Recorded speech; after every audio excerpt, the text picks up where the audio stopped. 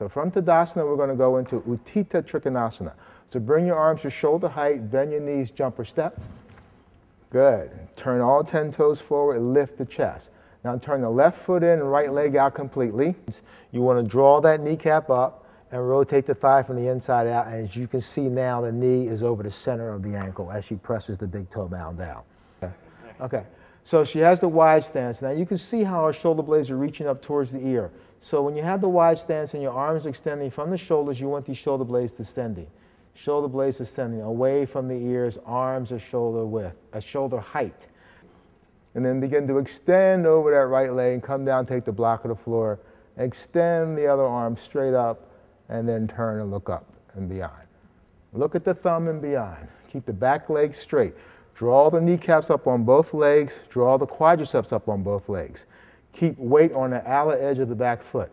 Now to come out of the pose, press weight on the outer edge of the back foot, extend up through both arms, extend out through both arms, lift the chest once again, turn all 10 toes forward, lift the chest once again, bend your knees and jump back into Tadasana.